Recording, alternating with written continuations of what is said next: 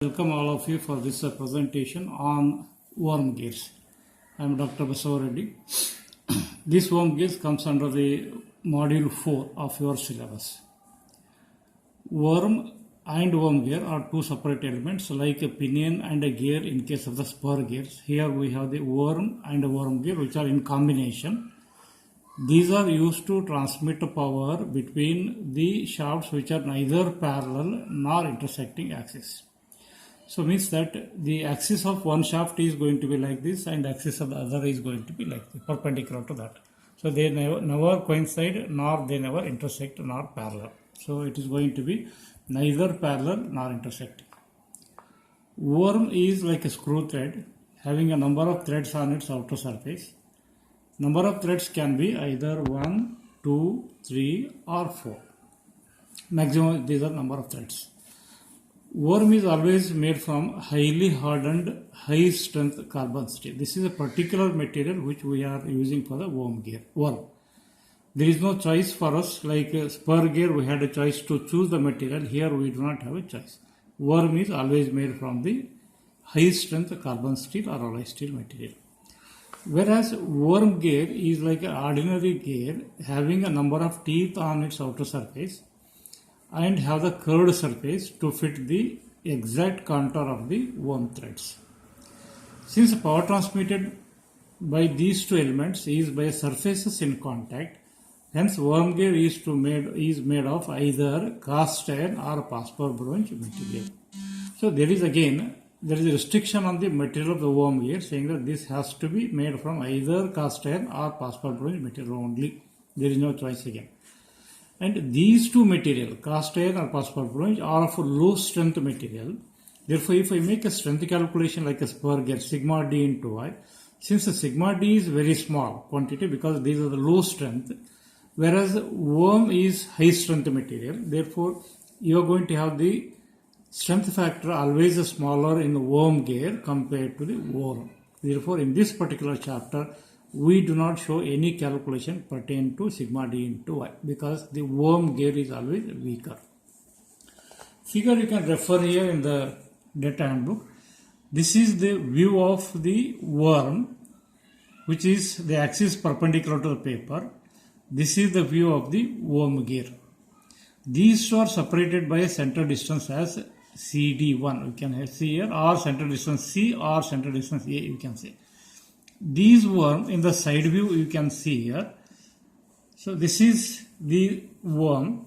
It has a number of threads. You can see here one thread here, another thread here, like a continuous ridges. These are nothing but screw threads having the axial pitch as a px. So this is very important here.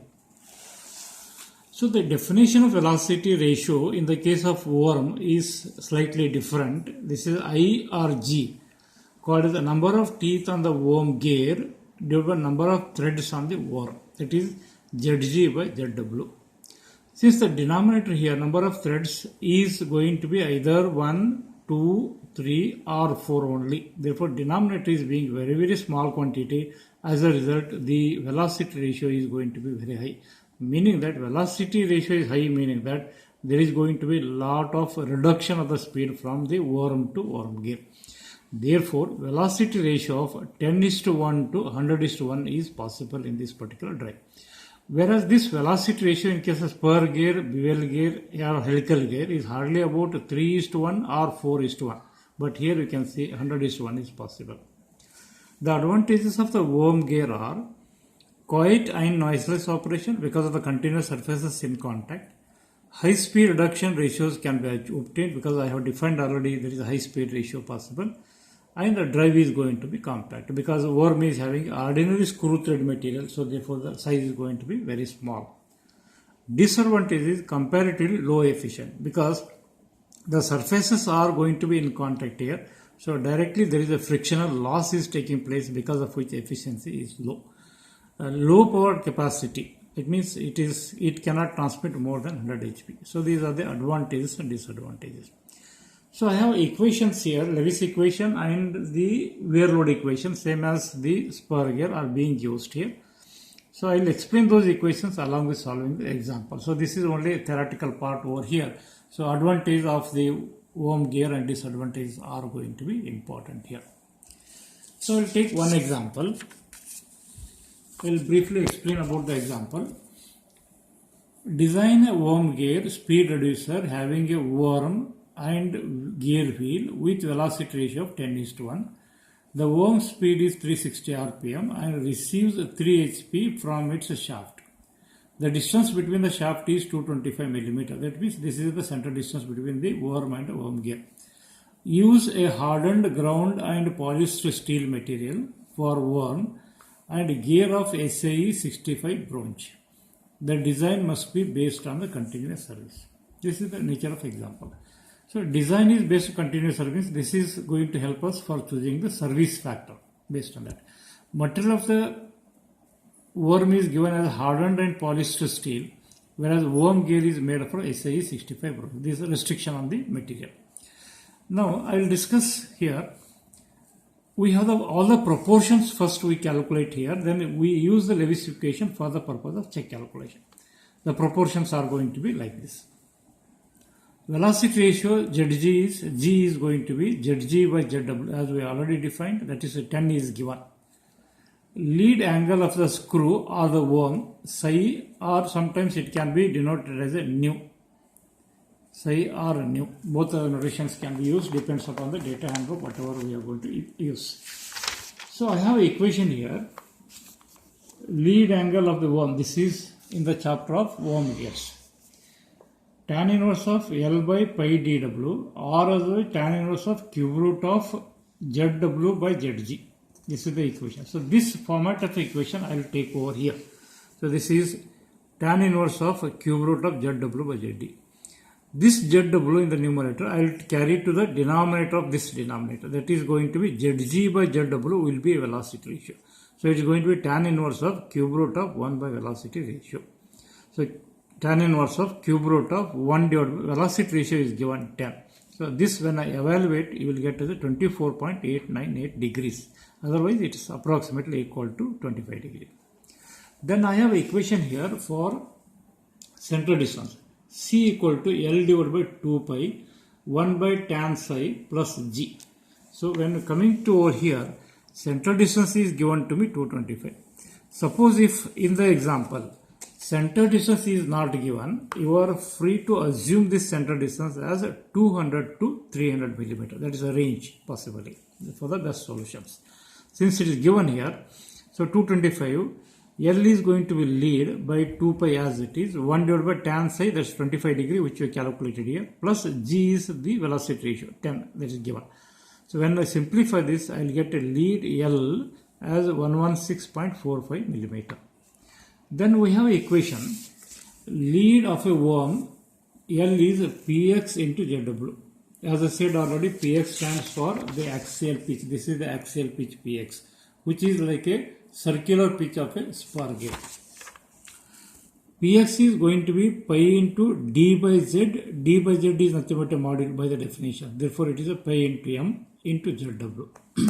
So I have the equation that is copied over here. L is going to be pi into m into Zw.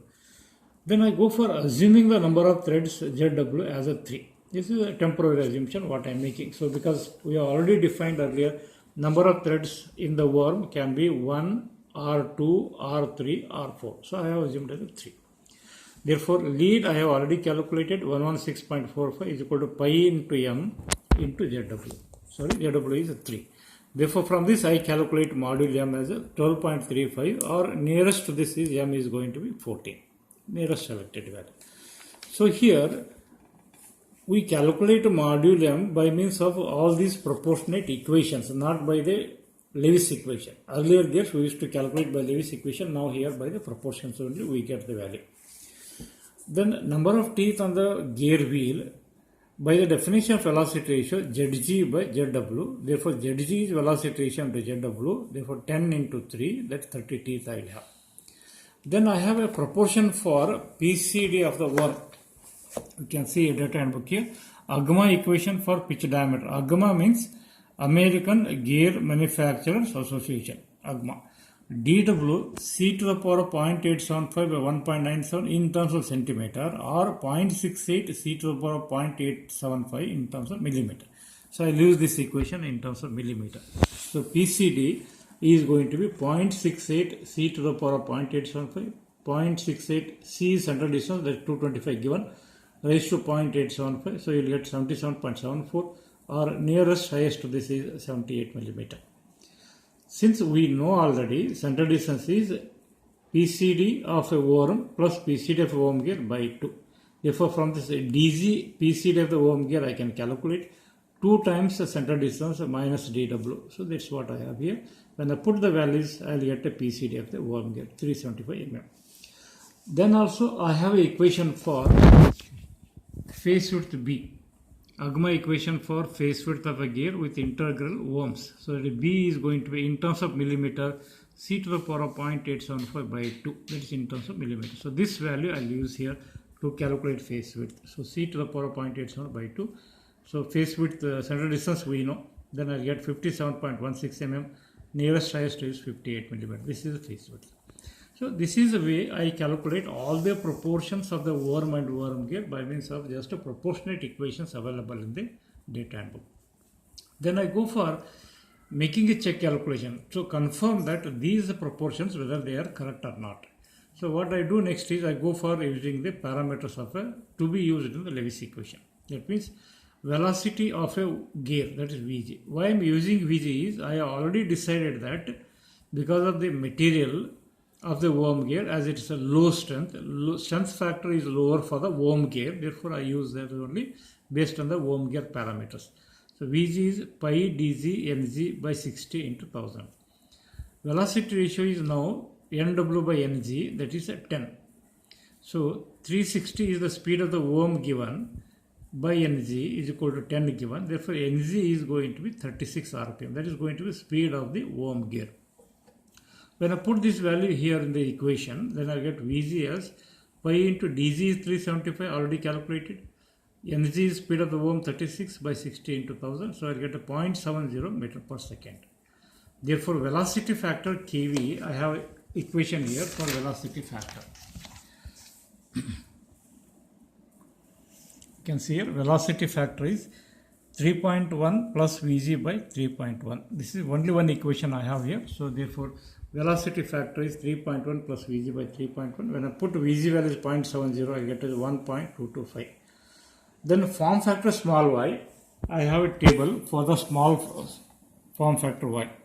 So for the lead angle psi, which I calculate is 25 degree. So there is going to be form factor is 0.125. Whether you take 16 to 25 or 25 to 35, 25 is the last angle what I have here. 25 is the beginning angle, both the cases 0.125 only. Therefore, form factor is going to be 0.12 for psi as a 25 degree. That is from the table which you have to take. Then torque transmitted by the gear, you have the equation, fundamental equation in the design of the shaft, that equation only we are copying here. 955 10 raised to 4 into kilowatt by ng. That is going to be torque transmitted by the worm gear. So 955 10 raised to 4. 3 HP is given, that I am converting the 0.736. When I multiply, I will get the in terms of kilowatt. HP equation conversion in terms of kilowatt. Ng speed of the worm gear 36 already calculated. I am using it, so I will get to the torque transmitted by the worm gear. Then tangential force transmitted by the gear. So FTG, you have an equation.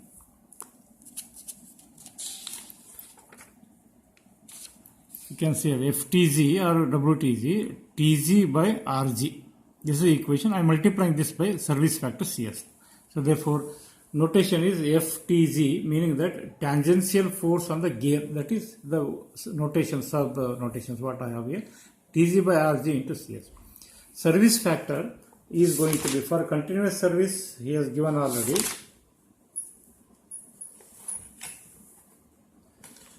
You can see continuous with a medium shock line for hussars is 1.5 to 2. That is the service factor what I have here for the continuous service, which is given in the example. Therefore, I will take as a 1.5 as a service factor. So 1.5 for continuous service from the table I have taken. Therefore, I will put all the values here. Tangential force transmitted by the worm gear. Torque I know, service factor is known. Radius is 375 by 2.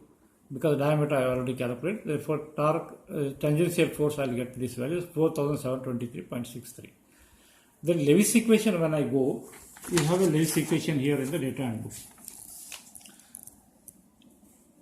Based on the beam bending strength, which is nothing but a Lewis equation, S or sigma WTG, that is FTG, which I calculated, kV by pi into m into b into y into cos I. So this equation I will use here. So this is the equation what I have here. FTG instead of WTG, sigma pi into m small y cos pi psi into b by kV. So when I take in terms of sigma d here, then you will have, this is the equation. That is, I am going to calculate the stress induced in the case of the worm gear. So when I put all the values, you will get as a sigma d as 20 megapascal. From the table, I have a table here for phosphor bronze SAE 65. This is the material given to me. So for gear material, phosphor bronze 65, I have a safe stress SD or sigma d as a 105 megapascal. So this value I will choose here. So this is from the table SAE 65 bronze gear material, permissible sigma d is 105 megapascal. So since 20 is less than 105, hence meaning that design is safe. Meaning that 20 is going to be induced stress, which is less than the permissible stress, hence the design is okay. That's how you can conclude. Then I go for the next one as a wear load for the gear, worm gear. So I have also equation for the wear load.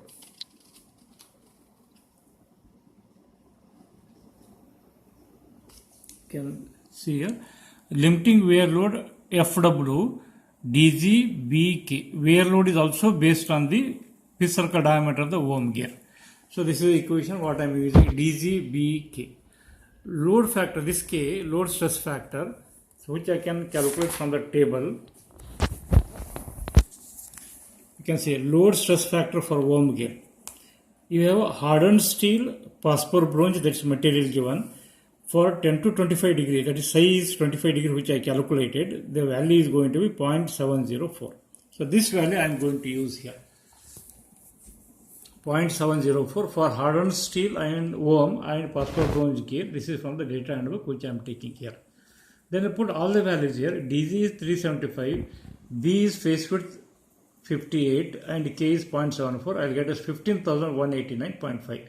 which is greater than the tangential force of the worm gear. Therefore, the gear is safe in wear. So this is how I have done. Using the Lewis equation, I have checked for the stress induced. Using the wear load equation, I have checked for the tangential force. Wear load is smaller than the, greater than the tangential force. That should be the correct.